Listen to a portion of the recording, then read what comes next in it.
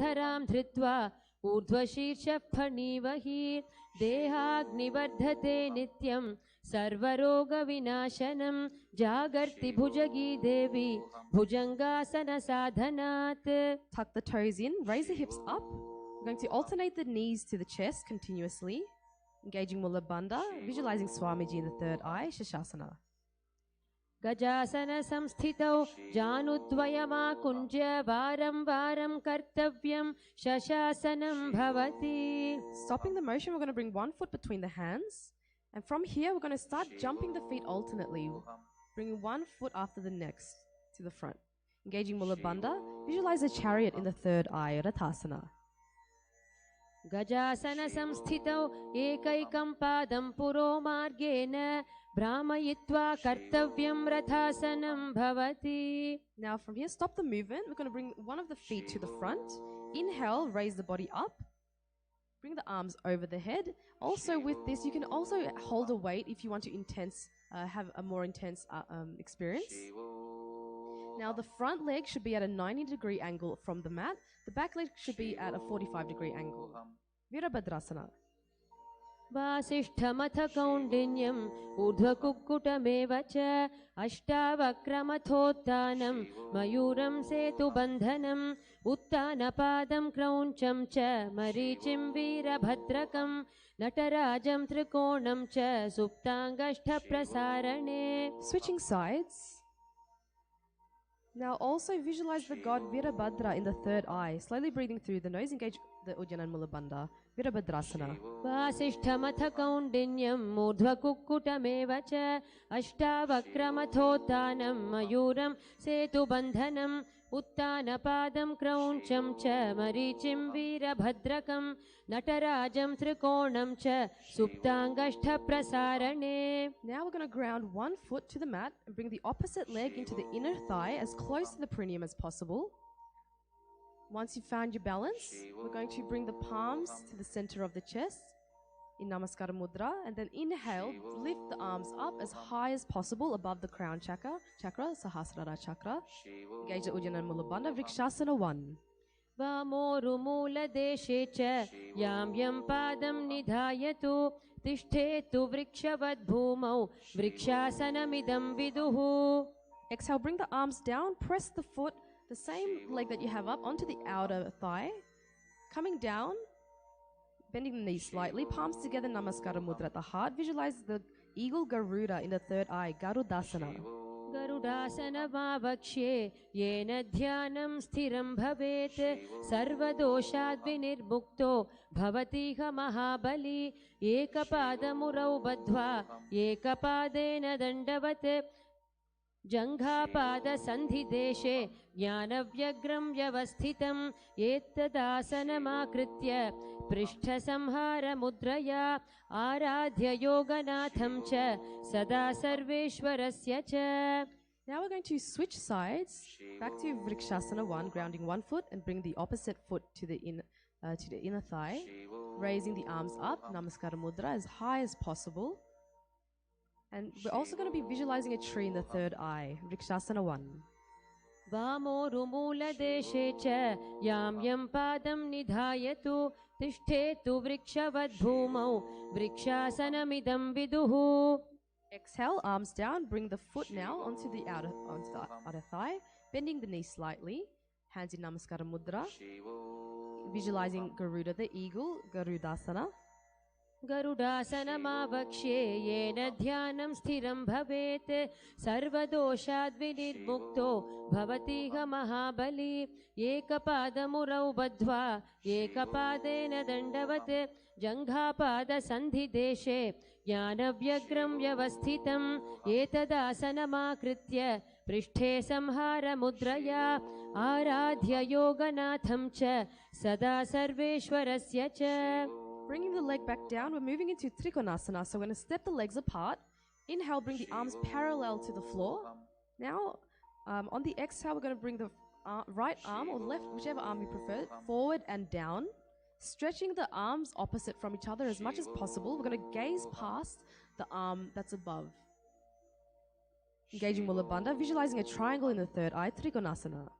उत्तानपादं क्रौञ्चं च मरीचिं वीरभद्रकं नटराजं त्रिकोणं च सुप्ताङ्गष्ठप्रसारणे. Coming back up, switching sides. And also with this asana, you have the option of holding the weights. It will help to intensify it as well. Trikonasana. उत्तानपादं क्रौञ्चं च मरीचिं वीरभद्रकं नटराजं त्रिकोणं च सुप्ताङ्गष्ठप्रसारणे. And from here, we're now going to come up. On the exhale, bring the arms down, step the feet together, palms together in Namaskara Mudra. We're going to start balancing on the toes, engaging the Uddiyana Mula Bandha, visualizing Swamiji in the third eye. We have a new pranayama. Okay, so for this one, we're going to buzz the breath like a bee. Angustasana. कबन्धासभमित्याहुः गोरक्षासनमेव च अङ्गुष्ठमुष्टिकं ज्ञेयं ब्रह्मप्रासादितं तथा. Bringing the fingertips to the mat, we're going to stretch one leg forward right in front of us and also stretching the toes, flexing the foot, engaging the Uddiyana Mula Bandha. Visualize Swamiji in the third eye, Shaurasana. प्रसार्यैकं पादतलं संस्थाप्य त्वेकपादकम्. Inhale, lift the right arm up. Then on the exhale, grab hold of the toes. Left hand is placed on the left heel, engaging all three bandhas. Visualizing Swamiji, Vidurannasana.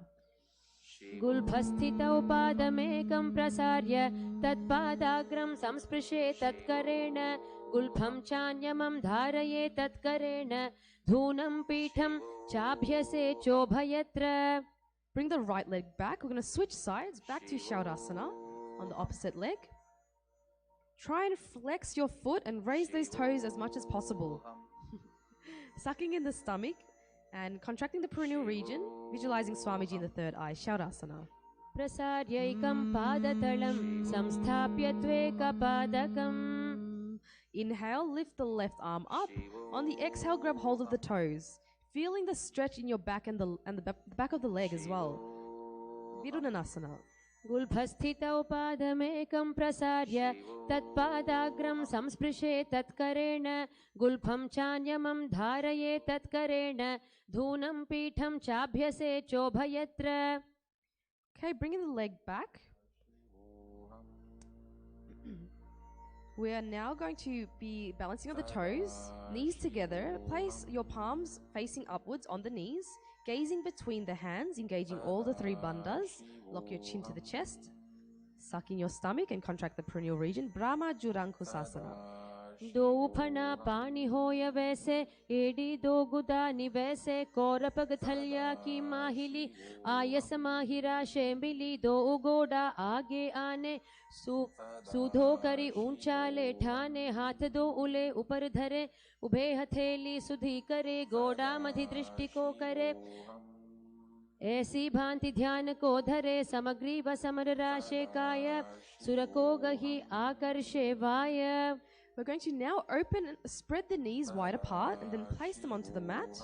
Hands are placed on the knees. We're going to gaze at the tip of the nose, engaging the Uddiyana and Mula Bandha. Visualize the sage Kapilasana. उभे पग थली सम ठहरावे तिनको माहिली core मिलावे फना पानी उकड़ होय वैसे AD दो उजोनी निवैसे गोड़ा दो भूमि लगावे समर शरीर नीका ठहरावे हस्त दो गोड़ा परिराशे नासा दृष्टि अचल करिदाशे. Now staying in the same position, we're going to shift the gaze from the nose to the third eye. Engaging Uddiyana Mula Bandha, visualizing Swamiji in the third eye, Bhadra Korakasana. तो ऊपग थली संपुट करे गौरवारिली भूपरिधरे गौरवारिली राखे ऐसे तापरि मूल द्वारि टिकी बैसे गोड़ा पीड़ी भूप परिदाखे हाथ दो ऊ गोड़ा परि राखे दृष्टि त्रिकुटी मध्य जुठाने ताको गोरख भद्र बखाने. From here, we're going to come up and balance on the toes, moving into Suryasana. Knees are up and wide apart. Bringing our hands together with our fingers spread, thumb and little fingers touching in Padma Mudra, raising the arms up as high as possible, gazing through the hands. Now Surya means sun, so imagine you're looking through your hands at the sun. Suryasana. येडी दो उगुदा तरी आने फना पानी बैठक पुनिठाने गोड़ा जंग धर करी रहे आडे balm इसी विधि कहे दो भुजा नभ दिशा पसारे कमल स्वरूप अंगुरी धारे पहुंचा मधि छिद्र पुनिठाने छिद्र विषय पुनि दृष्टि जु आने. Lowering the arms and knees, relaxing on the toes, sitting between the heels, palms on the knees. We're going to start twisting the tongue in the mouth. This is called Manduki Mudra. Engaging the Ujjana Mula Bandha, visualizing a frog. Gazing through the third eye, Mandukasana 1. पादतलौ पृष्ठदेशे अङ्गुष्ठे द्वे च संस्पृशेत् जानुयुग्मं पुरस्कृत्य साधयेन् मण्डुकासनम्. Inhale, arms up, and then we're going to place our hands onto the opposite shoulder. Continue rolling the tongue, Manduki Mudra. Engaging the Jalandhara Bandha, locking the chin to the chest. Visualize a frog, gazing through the third eye. And continue buzzing the breath like a bee, Uttana Mandukasana. मण्डुकासन मध्यस्थं कूर्पराभ्यां धृतं शिरः एतद्भेकवदुत्थानम् एकदुत्थानमण्डुकम्. Lowering the arms, we're going to cross the right ankle over the left, sitting on the heels, hands on the knees, gazing at the nose. And we're actually going to be visualizing a lion, and as you're doing so, have a strong exhalation out, with your tongue sticking out of the mouth. So taking the inhale in through the nose and then out through the mouth. Simhasana. दक्षिणं सव्यगुल्फेन दक्षिणेन तथेतरं हस्तौ च जाह्नौ संस्थाप्य स्वाङ्गुलीश्च प्रसार्य च व्यातवक्त्रो निरीक्षेत नासाग्रं सुसमाहितः सिंहासनं भवेदेतत् पूजितं योगिभिः सदा. Alright, from here we're going to uncross the ankles, bring the soles together, sitting on the heels, knees wide apart. We're going to cross the hands behind the back, holding the opposite toes.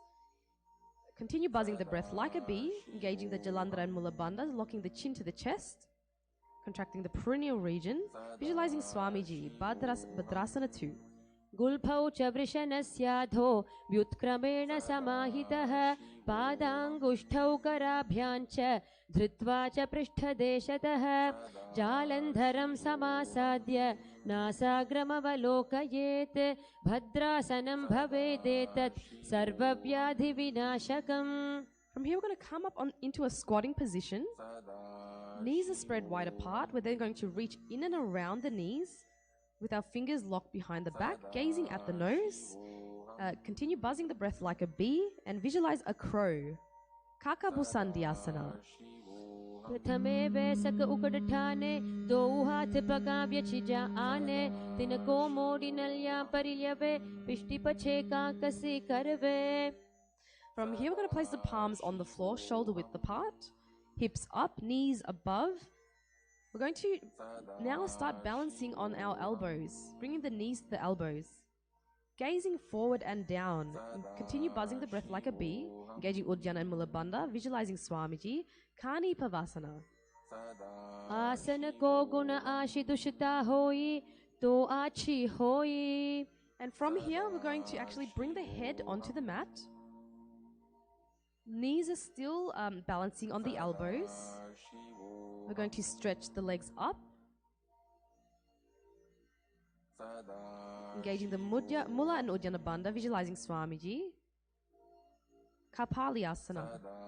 शीस शीशा धरती टेकी पग दो मिलिवा ऊंचा कुकरे पगथली आकाश दिशि सनमुष राशे दो हाथा की हथेली दो पाशत्या धरती टेको दृष्टिनासा अग्र आसन को गुण रहे कपाली आसन जाम से तपाल होई.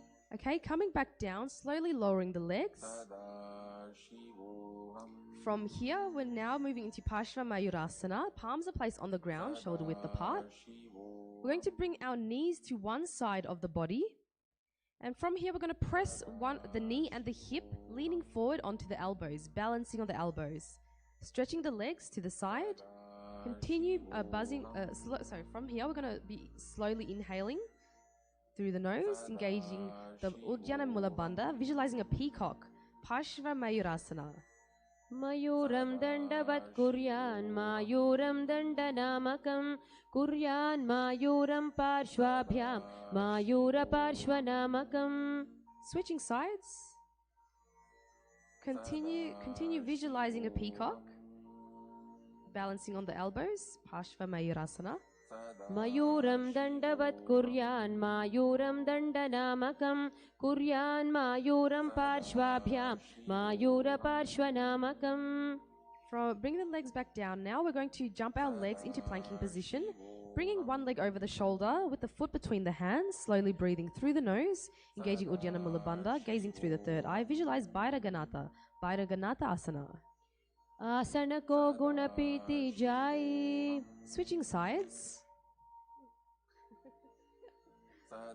Asana ko gunapiti jai. Okay, and now we're going to come into a planking position, bringing the forearms onto the mat with our hips up as high as possible, balancing on the toes, engaging Uddiyana Mula Bandha, gazing through the third eye, visualizing Swamiji, Unmukapita 2. Bhunyastau januni hastau chatushpadamavang mukham utthapitangriyugala katisthalamabhiruka.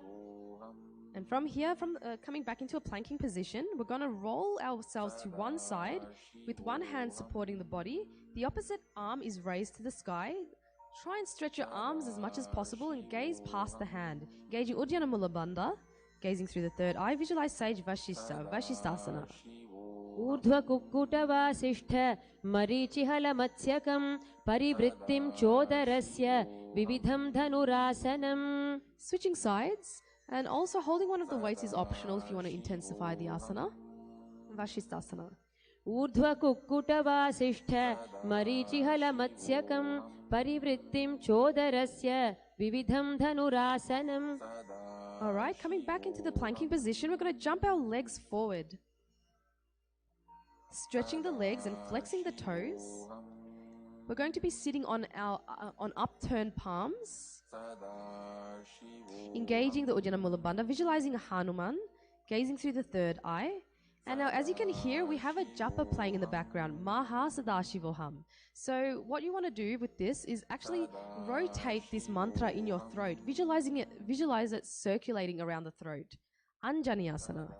दो कर की उभे हथेली कोरवारिली मेले भेली सो आंगाने भूपरिदाशे महाने अंगुली मिलिराशे अंगुष्ठ छीदाराशे दो E पुनः हथेली पिष्टि जुजोई तापरिमूल द्वार टिकी बैसे बहुरयो जुगति करे एक वैसे कहुन्या माहिली आशि मिलावे हाथ उत्र सौ लगिया रहावे बहुरो लावा पाव पसारे फना ऊर्ध्वयेडी भूधारे अंगुष्ठ अवर गुल्फ माहिला राशे गुड़िया करे नहीं शुला साधे नासा दृष्टि लगाई ताको हरस रोग सब जाई. Inhale, arms up, and on the exhale, we're going to come forward and down, holding the big toes in Prana Mudra, engaging all the three bandhas. And if you want to just push it a little bit further, try and take a deeper inhale in and then stretch forward, grab hold of the toes, bend that back forward, lock the chin to the chest. Pachimatanasana. Janu parilalatam tu paschimam tarnamuchyate yena kena prakarena sukham dharyam cha jayate. Inhale, rising up. We're going to place our hands behind the neck now, interlacing the fingers. And now we're going to exhale, bring the chest forward and down. Try and hug your knees with the elbows, engaging all the bandhas. So lock your chin to the chest, sucking in the stomach, contracting the perineal region. Visualize the goddess Kali, Ugrasana. Swaparnibhyam dridham dritva janu parishironyasete asano gramidam proktam bhavedanila deepanam. Inhale, rising up. We're now going to raise one knee up to the chest. The respective arm reaches in and around the knee, clasping the hands behind the back, interlacing the fingers, engaging all the three bandhas. Lock your chin to the chest, suck in the stomach, contract the perineal region. Visualize the sage Marichi Asana. Uttanapadam krauncham cha marichim veerabhadrakam natarajam trikonam cha suptangashtha prasarane. Inhale, rising up. We're now going to lower that knee to the mat with our foot at the perineum, with the arms raised as high as possible. And then on the exhale, grabbing hold of the toes. Visualizing Swamiji, Mahamudrasana. डावा पग की AD जोई सीवन आनी लगावे सोई दक्षिण पतला बोजु पसारे तामे आनी कांकसी धारे दो उशवा ऊर्ध सोधरे तिनसो फेरी अभ्यास जुकरे नासा दृष्टि आन ठहरावे महामुद्र नाम सो पावे. Okay, inhale, rising up. We're going to switch sides to the opposite leg, back to Marityasana. Raise the opposite knee up to the chest. Bring the respective arm in and around the knee. Interlacing the fingers behind the back, with all three bandhas engaged, Marityasana. उत्तानपादं क्रौञ्चं च मरीचिं वीरभद्रकं नटराजं त्रिकोणं च सुप्ताङ्गष्ठप्रसारणे. Inhale, rising up, lowering that knee to the mat. Inhale, with the arms up, grabbing hold of the toes, engaging all the three bandhas, Mahamudrasana. डावा पग की AD जोई सीवन आने लगावे सोई दक्षिण पादला बोझ पसारे तामे आने कांकसी धारे दो उशवा ऊर्ध्व सोधरे तिनसो फेरी अभ्यास जुकरे नासा दृष्टि आन ठहरावे महामुद्र नाम सो पावे. Inhale, rising up, we're going to bring the soles together, heels under the body, hands holding the feet, engaging Uddiyana Mula Bandha, gazing through the third eye, visualizing Kala Bhairava. Bhadrasana 1. गुल्फौ तु वृषणास् नस्याध सीवन्या पार्श्वयोक्षिपेत् पादपार्श्वे तु पाणिभ्यां दृढं बद्ध्वा सुनिश्चलं भद्रासनं भवेदेतत् सर्वव्याधिविशापहम्. From here, extend the feet slightly, bringing the soles, the toes together with the heels apart, hands on the knees, gazing at the nose, engaging the Uddiyana Mula Bandha, Gavali Pavasana. पूर्व चरपट चौक कहियो सोई वाही विधि यो कीजी सोई यमे एडि भिन्नम जुराशे अंगुल 8 अंतरो राशे विभुग कंठ कूप में ठानो नासा अग्रदृष्टि को ठानो. Inhale, arms up, and on the exhale, coming forward, feet are near the body, heels wide apart, holding the soles, exhaling, bring the elbows to the ground, gazing at the nose, engaging Uddiyana Mula Bandha, visualizing Yoni Mandala, Joni Asana. दो पग थली संपुट करे AD में ढुके डिंग धरे धरे अर्ध हाथ को अंतर राशे लीलाट पग थलियां ऊपर दाशे दसो आंगुरी अग्र मिलावे फना अग्र परले पहरवे कहू नीलो भू परिकर दाशे नली कहू नी मिलिवा राशे समकरी राशे सकल शरीर नासा दृष्टि लगावे धीर मुशबा रग सोवाई गहे आसक्त हो ये तहा लौ रहे. Inhale, rising up, we're going to bring the heels together, toes apart. Now extend the arms out to the sides, over the knees. We're going to come down and bring the palms onto the floor. Engaging Uddiyana Mula Bandha, visualizing Swamiji, Midaki Pavasana 1. पूरब विधि परिपग थली संपुट शोल AD मिली राशे एड्यासु माहिली Kanye गुल दो आतरे लीलाट धरती लगावे हाथ दो उ गोड़ा ऊपरी लगावा अडवाई रक्षा परा पसारे हथेली अंगुली धरती राशे दृष्टि नासा अग्र. Inhale, rising up. We're going to exhale and bring the arms between the thighs and the shin, palms facing upwards. The nose is brought as close to the ground as possible, with your toes touching the throat, engaging the Uddiyana Mula Bandha, gazing at the nose, visualize Sadashiva, Siddha Samadhi Asana. दो पग थली संपुट करे सोले मेढ आग में धरे अंगुल 8 आंतरो राशे AD को ऐसे विधिदाशे आने हाथ पगा के माही कौहनी सहित कलाया ताई आम्हा साम्हा कर पुनि दोई भूपर राशे सुधा सोई फना दो उ आगाने करे नासा को भू ऊपरी धरे पाद अंगुष्ठा कंठ लगावे नासा अग्र दृष्टि बहरावे. Inhale, rising up. We're going to bring the heels together by the body, toes apart, opening the feet like a book. Elbows on the knees, engaging Uddiyana Mula Bandha, gazing through the third eye, visualizing Swamiji, Chinaki Pavasana. दो पगा की AD धरती मगिवा मेढ लगावे पगथली महिली कौर अंगूठा की सधी सुधी जोड़े बारिली कौर फना शुल्या राशे कहन्या की माहिली संधि गोड़ा उपरि राशे हाथा की अंगुली पिष्टि धरती टेके अंगूठा अग्र चीतो धरती लगावे अगुल्या का अग्रमाही का निराशे दृष्टि नासा अग्र आसन को गुण नाग पवन बंध होई. Coming right up, we're going to bring the soles together, hands on the knees, pressing the knees down as close to the mat as possible, gazing in your inner space, visualizing Swamiji Chapata Chokasana. Charpat चौकासना.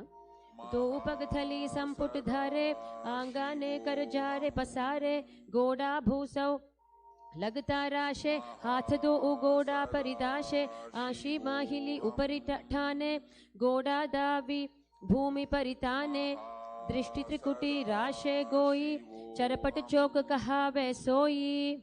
From here, we're going to lift the heels off the ground with the toes touching the mat. Knees wide apart, hands are placed on the knees in Bindu Mudra, thumb and index finger joined together.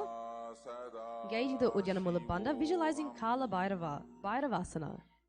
गुल्फौ संपीड्य चान्योन्यं व्युत्क्रमेणोत्थितं शनैः जान्वो पार्श्वगतौ हस्तौ दण्डवद् भैरवासनम्. From here, we're going to bring one heel to the perineum and we're going to bring the opposite foot to the chest, to the center of the chest, holding the foot with both hands. Engaging Ujjanamula Bandha, gazing through the third eye, visualizing Swamiji, Samanasana. समानासनमावक्ष्ये सिद्धमन्त्रादिसाधनात् एकपादमुरौ दत्त्वा गुह्योऽन्यलिङ्गवक्त्रके एतद्वीरासनं नाथ समानासनसंज्ञकम् इत्याकृत्य जपेन्मन्त्रं धृत्वा वायुं चतुर्दले. Now with that same foot, we're going to bring the leg over the shoulder. Okay, and extend the other leg out in front of you. Engaging Mula and Ujjana Bandha, gazing through the third eye, visualizing Swamiji, Apanasana.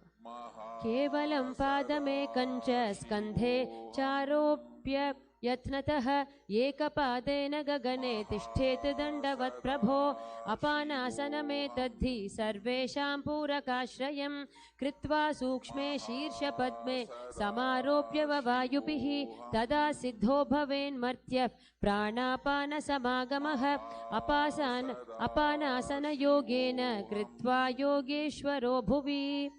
Switching sides now, back to Samanasana. We're going to bring one foot to the perineum and the opposite foot brought to the center of the chest. Samanasana. समानासनमावक्ष्ये सिद्धमन्त्रादिसाधनात् एकपादमुरौ दत्त्वा गुह्योऽन्यलिङ्गवक्त्रके एतद्वीरासनं नाथ समानासनसंज्ञकम् इत्याकृत्य जपेन्मन्त्रं धृत्वा वायुं चतुर्दले. Now bringing that same leg over the shoulder, hands on the mat, opposite foot raised up towards the sky, Apanasana. केवलं पादमेकं च स्कन्धे चारोप्य यत्नतः एकपादेन गगने तिष्ठेत् दण्डवत् प्रभो अपानासनमेतद्धि सर्वेषां पूरकाश्रयं कृत्वा सूक्ष्मे शीर्षपद्मे समारोप्य वायुभिः तदा सिद्धो भवेन्मर्त्यः प्राणापानसमागमः अपानासनयोगेन कृत्वा योगेश्वरो भुवि. From here, we're going to stack one knee, stacking one knee over the other, moving into Gomukhasana. Heels are by the hips, palms are clasped on the knees, engaging Mula Bandha, contracting the perineal region. Gazing through the third eye, we're going to visualize a cow's face. And from here, we have a new pranayama. So on the inhale, we're going to be hissing the breath through the teeth and exhaling through the nose. Gomukhasana. सव्ये दक्षिणगुल्फं तु पृष्ठपार्श्वे नियोजयेत् दक्षिणेऽपि तथा सव्यं गोमुखं यथा. And from here, grabbing hold of the big toes in prana mudra, feet away from the body. Continue hissing the breath through the teeth, engaging Ujjanamula Bandha, gazing through the third eye. Visualize the goddess Anasuyasana 1. दक्षिणगोडो नीचोठाने वावोता के ऊपर आने गोड़ा संधि मिलावे भारी आड़ा पद पुनी दे संधि पसारी दो उपद के अंगुष्ठ जोई दो ऊ करते पकड़े सोई नासा दृष्टि अचल करी रहिए अनसूया आसन यह कहिए. Now from here, hold the hands behind the back in Parushu Mudra. On the exhale, bring the chin over the knee, Trying to bring the nose as close to the mat as close to the ground as possible. Continue hissing the breath through the teeth. Engage Uddiyana Mula Bandha, visualizing Goddess Anasuya, Anasuyasana 2. जीवना गोदा की संधि उपरि डावा गोडा की संधि मिलाई राशे गोडा स्योले पगथल्यालो आडवाई सुधा राशे हाथा स्यो पगा का अंगूठा पकड़े अथावा दो हाथ पाचा ने करी काकसी करे मूल द्वार पाछे काकसी राशे नासिका धरती लगावे दृष्टि नासाग्र. Inhale, rising up. We're going to bring the top knee to the chest with the foot onto the floor. The hands are placed on the respective knees. Engaging Mula Bandha, gazing through the third eye. Visualize Garuda, the eagle, hissing the breath through the teeth. Garudasana 3. Davos पग मोड़ी AD माहिलो Gulf मूल द्वार नीचे दे बैसे जीमनी पगथली धरती टेकी गोडो ऊंचा उभव राशे पगथली माहिली core डावा गोडा अरूपीडी माहिली कानी लगावे हाथ गोडा उपरि राशे दृष्टि नासा अग्र. Now from here, hold the hands behind the neck, elbows as close together as possible, placing it outside the raised knee. Gazing through the third eye, visualize the sage Naradasana. पिष्टि जुवाम पगथली केरी भूपरिता ही लगावे फेरी गोडा सुधौ फणौ हे जोई दचिपाशति राशे सोई ब्यहुरयो वाम पगथली जानो दचि पगथली ताप परिठानो उभे जोड़ी समता करे दाशे दक्षिण गोडा उभौ राशे. Now we're going to bring the lower foot to the top of the raised thigh. And we're going to wrap the arm around the leg, holding the knee. The respective hand holds the big toe in Prana Mudra. Engaging Uddiyana Mula Bandha, visualizing Matsya, the fish avatar of Vishnu. And continue hissing the breath through the teeth. Matsya Pitakasana. वामे न वामाङ्गुष्ठं तु गृहीतं मत्स्यपीठकं योनि वामेन सम्पीड्य मेढ्रादुपरि दक्षिणम्. Now we're going to switch sides back to Gomukhasana. We're going to stack the knees, placing the palm clasped on the knees, gazing through the third eye, visualizing a cow's face, engaging the Mula Bandha, Gomukhasana. सव्ये दक्षिण गुल्फं तु पृष्ठपार्श्वे नियोजयेत् दक्षिणेऽपि तथा सव्यं गोमुखं यथा. Holding the big toes in Prana Mudra, feet away from the body, engaging Uddiyana Mula Bandha, gazing through the third eye, visualizing the goddess Anasuya. Continue hissing the breath through the teeth. Anasuyasana 1. दक्षिण गोडो नीचो ठाने वावोता के ऊपर आने गोडा संधि मिलावे भारी आडा पद पुने से संधि पसारी दो पद के अंगुष्ठ जोई दो करते पकड़े सोई नासा दृष्टि अचल करी रहिए अनसूया आसन यह कहिए. Now hold the hands behind the back in Parusha Mudra. Exhale, bring the chin over the knee, nose to the ground. Engaging Uddiyana Mula Bandha, visualizing Goddess Anasuya, Anasuyasana 2.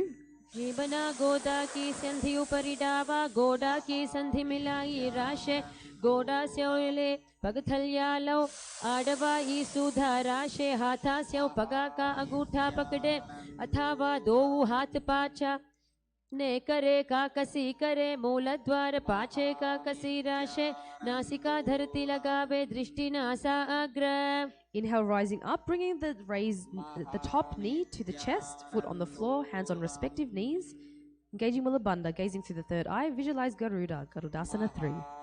Davos पग मोड़ी एडी माहिलो गुल्फ मूल द्वार नीचे दे वैसे जीमनी पगथली धरती टेकी गोडो ऊंचा उभव राशे पगथली माहिली core डावा गोडा अरूपीडी माहिली कानी लगावे हाथ गोडा उपरि राशे दृष्टि नासा अग्र. Hold the hands behind the neck, elbows together, placed outside the knee. Engaging Uddiyana Mula Bandha, gazing through the third eye, visualize Sage Narada, Naradasana.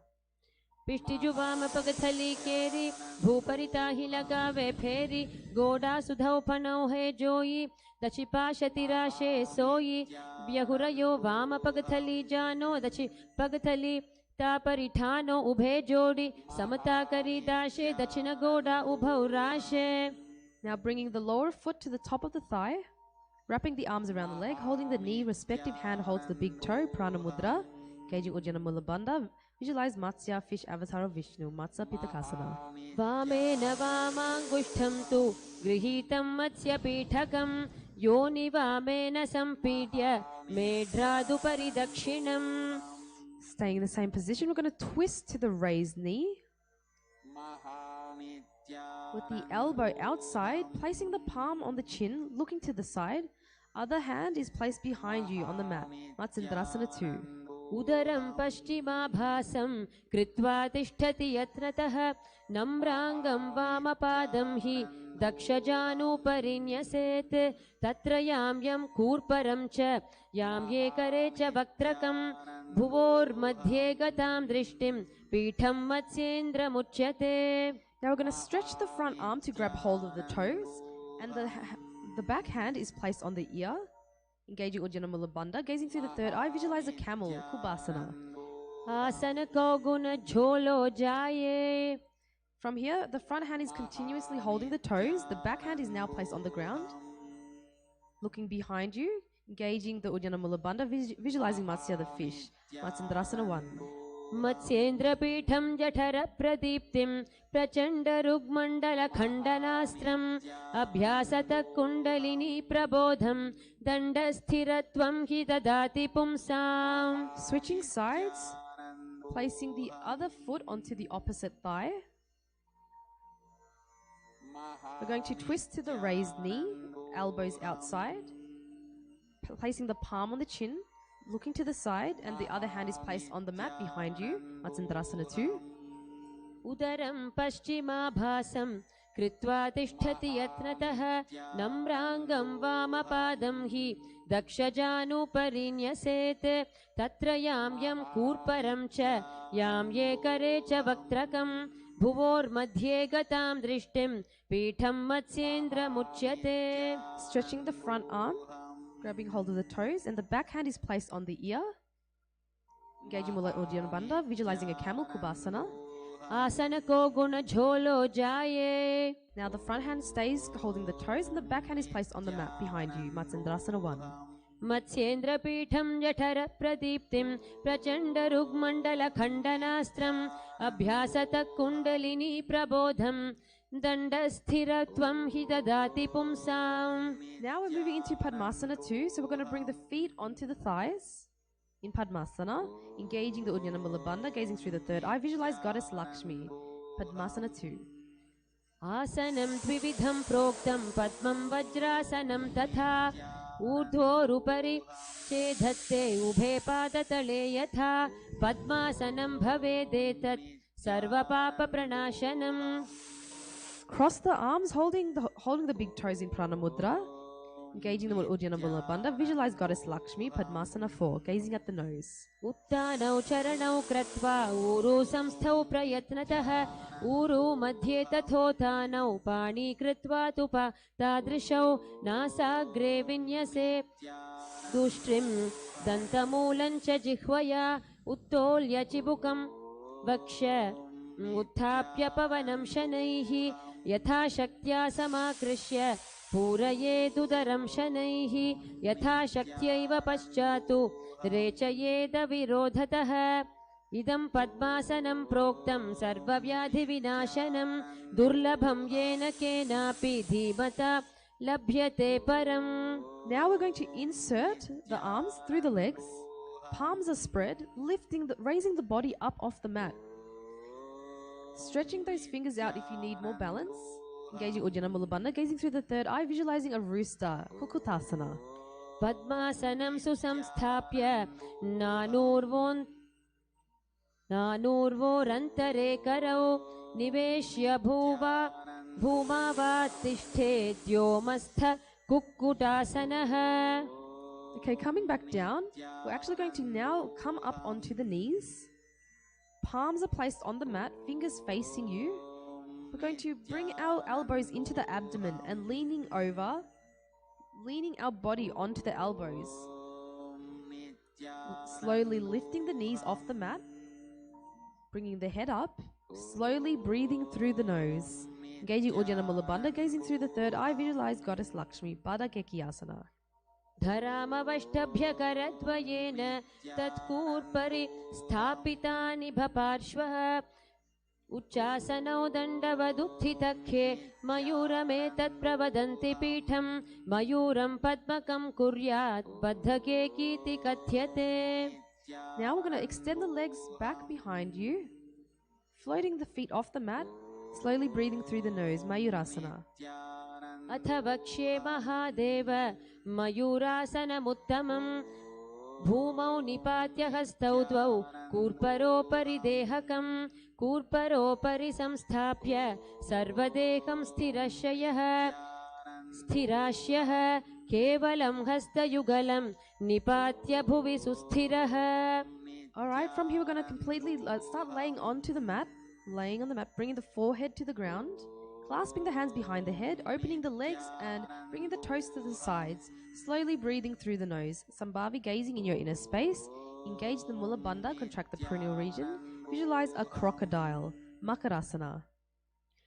अध्यास्य शेते हृदयं निधाय भूमौ च पादौ च प्रसार्यमाणौ शिरश्च धृत्वा करदण्डयुग्मे देहाग्निकारं मकरासनं तत्.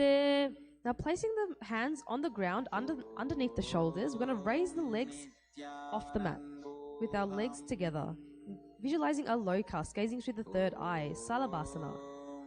अध्यास्य शेते करयुग्मवक्षो भूमिमवष्टभ्य करयोस्तलाभ्यां पादौ च शून्ये च वितस्ति चोर्ध्वं वदन्ति पीठं शलभं मुनीन्द्राः. Now from here we're going to press the heels to the buttocks, lifting the chest, squeezing the abs, engaging the Mula Bandha, gazing through the third eye. Visualize a camel, Ustrasana. अध्यास्य शेते पदयुग्मव्यस्तं पृष्ठे निधायापि धृतं कराभ्याम् आकुञ्चयेत् सम्यग्गुदरास्य गाढ मुष्ट्रं च पीठं योगिनो वदन्ति. Now hands are holding the respective feet. We're going to raise the chest and thighs off the mat, balancing on the lower belly. Engaging the Mula Bandha, that is contracting the perineal region, gazing through the third eye. Visualize yourself as a bow. Dhanurasana 2. प्रसार्य पादौ भुवि दण्डरूपौ करो च पृष्ठे धृतपादयुग्मं कृत्वा धनुस्तुल्य विवर्तिताङ्गं निगद्य योगी धनुरासनं तत्. Alright, and from here we're going to come up and sit on the heels, palms on the respective knee. Gazing through the third eye, visualizing Swamiji, Bhagasana 1. उल्टा मोड़ी पाव दो उवैसे बहुरौ जुगति करे इक ऐसे पावन माहिला गुलफजु हो कुला पाशतीला वैसो पिष्टि पग थल्या की पुनि जोई हाथा सो मोड़े वह सोई ताको जंघ निकेट लियवे तासो तिनकी पिष्टि लगावे अंगुरी दोय पगा की जोई मेढु ऊपरी आने सोई हाथ दो घोड़ा परिराशे दृष्टि त्रिकुटी मध्य दाशे. From here we're going to hold opposite elbows and then we're going to place them onto the mat in front of us, interlacing and then interlace the fingers. We're going to bring the crown of the head onto the mat. Getting ready for an inverted posture. We're going to support the back of the head with our hands, tuck the toes and press the hips up. And it helps to actually walk your feet in as close to the body as possible, aligning your hips over the shoulders and slowly raise your legs off the mat. Lifting one foot to the chest, then the other. Engaging the Uddiyana Mula Bandha, gazing at the nose, Gohyasana. दो हाथ की कहूनी जोई पुनिह कलाई जाने दोई पिष्टि अंगुरया की पुन जानो ये सबले भू ऊपर ठानो उभे कलाई जुड़वा राशे तिन परि आनी सीस पर दाशे या विधि आसन करे कपारी नासा दृष्टि रहे स्थिर धारी पीडी जंघ मिलावे दोई येडी कूला राशे भोई गोडा चिबुक अग्रे लगावे आसन गोही नाम कहावे. Now maintaining the base and core, we're going to extend the feet up towards the sky. Engaging the Uddiyana and Mula Bandha, gazing through the third eye, Shishyasana. विपरीतं मण्डलं च द्विधैव विदितं हिनः दण्डासनं द्विधा प्रोक्तं विपरीतोपवेशने सर्वाङ्गशीर्षभागास्तु षट्षष्टिप्रथितास्तु ते. Bringing the legs down, we're moving into Podiasana. So now we have Rudra sitting in the seated position. We're going to extend the legs up in 45 degrees. Thighs are close to the chest, hands holding calves, head is brought to the knees. Podiasana. Rapidly breathing through the nose. दो हाथ पग बाहर आने गोड़ा तरे कांक सीठाने अंगुष्ठ पिंडली लगता धरे चरण उभे आकाश दिशि करे पिष्टि सकूला धरती लावे उदर संकोची ऊर्ध्व टहरावे गोड़ा शीस भितंभन करे यह विधि पोड्या आसन धरे. Placing the hands on the opposite shoulders, keeping the legs at a 45-degree angle, Parigrasana. उत्तानं शयनं कृत्वा पादौ मिलित्वा प्रसार्य नितम्बं भूमौ स्पृष्ट्या हस्ताभ्यां कन्धरा बद्ध्वा कुम्भकं कृत्वा तिष्ठेत् परिघासन भवति. Trying to maintain the legs if you can. I'm going to bring the forearms to the ground now. Nokasana. उत्तान शयनं कूर्पराभ्यां भूमिवश् तभ्यहस्तौ नितम्बं निधाय शिर ऊरु जङ्घापादान् दण्डवत् धारयेत् नौकासनं भवति. So that one really works the abs. I'm going to sit up and bring the soles together, feet to the chest. Sambhavi gazing in your inner space, engaging all three bandhas. Visualize Rudra, Rudrasana 2. रुद्रासना पगथली संपुट करी हाथस्य पग ऊंचाई पगा का अंगूठा दो उलेवु परली कानी तालवे पछे दो हाथ पगा माहे करी नीचे करी चीरे आनी पगा की आगल्या पर कांकसी दृष्टि नासाग्र. Second last asana of the sequence. We're going to lay on the back. Then we're going to raise our hips off the mat, trying to grab the ankles, raising the hips as high as possible, gazing through the third eye, engaging the Jalandhara, Bandha and Mulabandha. Unmukha Pitta 1. ऊर्ध्वे च जनुनी कृत्वा शवितोर्ध्वमुखं तथा उत्थाप्य हस्तौ तिष्ठेतु पीठ उन्मुख नामके. Okay, now we're going to bring the hips down, completely relaxing on the mat. Last asana, Shivasana. Completely relaxing, continuously chanting internally Om Paramashivoham and slowly breathing through the nose, bringing awareness to every cell of the body. Shivasana. अथ शवासनं उत्तानं शववत् भूमौ शयनं तु शवासनं शवासनं श्रान्तिहरं चित्तविश्रान्तिकारकम्. So we're going to be lying in Shivasana for a minute or two, allowing the energy to circulate all around the body.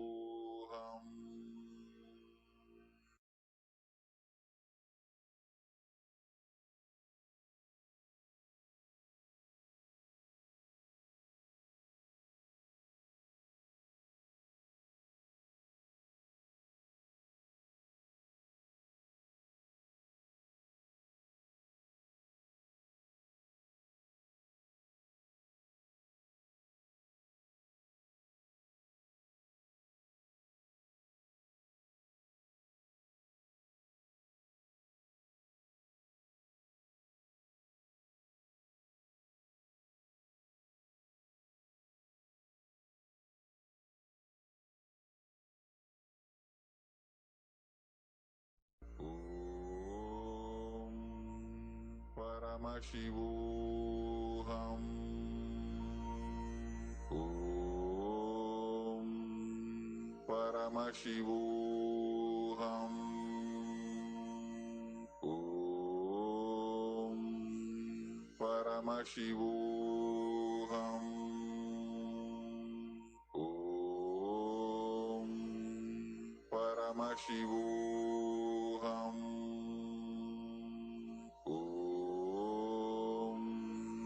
Paramashivoham.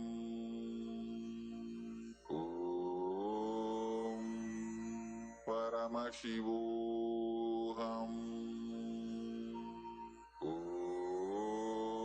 Okay, now we can start to wiggle your fingers and toes, rotating the wrists and the ankles. When you're ready, coming up into a comfortable seated position, head, neck and spine straight. Hands in front of the heart center in Namaskara Mudra.